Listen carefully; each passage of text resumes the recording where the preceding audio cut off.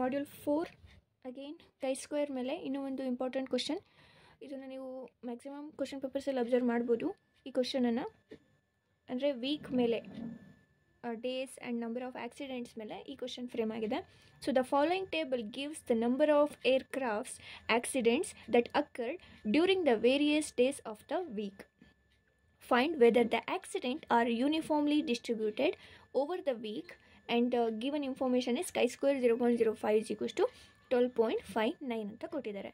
Days ಯಾವುದು ಅಂತಂದರೆ Sunday, Monday, Tuesday, Wednesday, Thursday, Friday, Saturday. So N value ಏನು ಬಂತೀಗ 1 2 3 4 5 6 7. So N is equals to 7 ಅಂತ ಇದೆ. ಆ್ಯಂಡ್ ಇಲ್ಲಿ ಅಬ್ಸರ್ವ್ಡ್ ಫ್ರೀಕ್ವೆನ್ಸಿಯನ್ನು ಏನೇನು ಕೊಟ್ಟಿದ್ದಾರೆ, ನಂಬರ್ ಆಫ್ ಆಕ್ಸಿಡೆಂಟ್ ಸಂಡೇ 14 ಅಂತೆ, ಮಂಡೇ 16, ಅದೇ ರೀತಿ ಎಲ್ಲದಕ್ಕೂ ವ್ಯಾಲ್ಯೂಸನ್ನು ಕೊಟ್ಟಿದ್ದಾರೆ. ಟೋಟಲ್ ಏನು ಬರುತ್ತೆ 84. ಸೊ ಈ ನೀವು ಹೇಗೆ ಫೈಂಡ್ ಔಟ್ ಮಾಡುವಂಥದ್ದು. ಸೊ ಪ್ರಿವಿಯಸ್ ವಿಡಿಯೋಲಿ ರೇಷಿಯೋ ಇದ್ರೇ ಬೇರೆ ಥರ ಫೈಂಡ್ ಔಟ್ ಮಾಡಬೇಕು ಎಕ್ಸ್ಪೆಕ್ಟೆಡ್ ವ್ಯಾಲ್ಯೂನ. ಈಗ ಇದೇ ಬೇರೆ ಕ್ವಶನ್, ಇದರಲ್ಲಿ ಆ ಪ್ರೊಸೀಜರನ್ನು ಯೂಸ್ ಮಾಡೋ ಹಾಗಿಲ್ಲ. ಸೊ ಹೇಗೆ ಫೈಂಡ್ ಔಟ್ ಮಾಡ್ತೀರಾ ಅಂತ ಅಂದರೆ very first one solution H0 consider ಮಾಡಬೇಕು. H0 ಅಂತಂದ್ರೆ ಏನು, observed values is equals to expected value. ಸೆಂಟೆನ್ಸಲ್ಲಿ ಬರೆಯೋದಾದರೆ there is no significance difference between the observed values and expected value. ಇಷ್ಟಾದಮೇಲೆ ಏನು ಮಾಡಬೇಕಂತ ಅಂದರೆ ಇಲ್ಲಿ ಎಕ್ಸ್ಪೆಕ್ಟೆಡ್ ಫ್ರೀಕ್ವೆನ್ಸಿನ ದ expected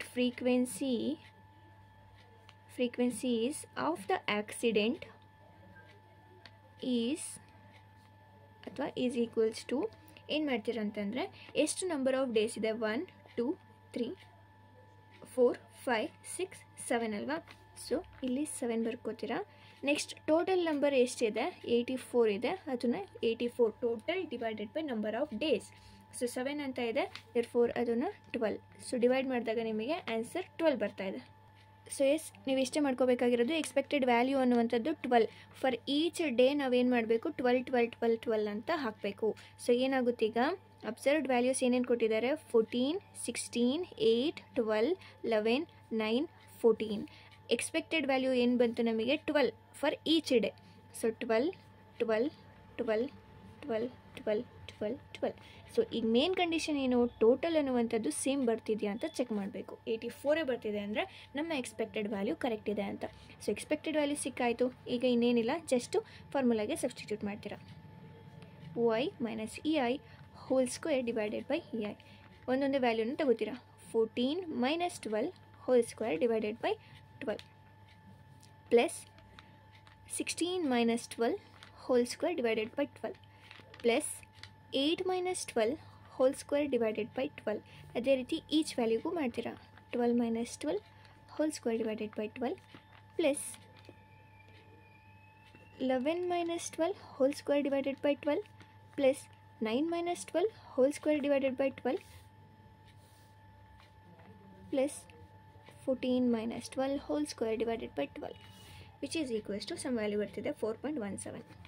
ಈ ವ್ಯಾಲ್ಯೂನ ಇದ್ರ ಜೊತೆ ಕಂಪೇರ್ ಮಾಡಬೇಕು. ಅಗೇನ್ ಇದೇನಾದರೂ ಕೊಟ್ಟಿರಲಿಲ್ಲ ಅಂತಂದರೆ ಈ ಒಂದು ಪರ್ಟಿಕ್ಯುಲರ್ ಕ್ವಶನ್ ನೋಡ್ಕೊಳ್ಳಿ. ಈ ಪರ್ಟಿಕ್ಯುಲರ್ ಕ್ವಶನ್ ಕೊಟ್ಟಿದ್ರೆ this is belongs to chi square.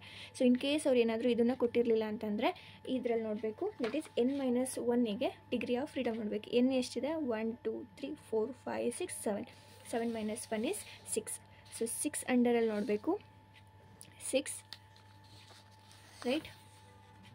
So 6 and significant under significant ನೋಡಬೇಕು.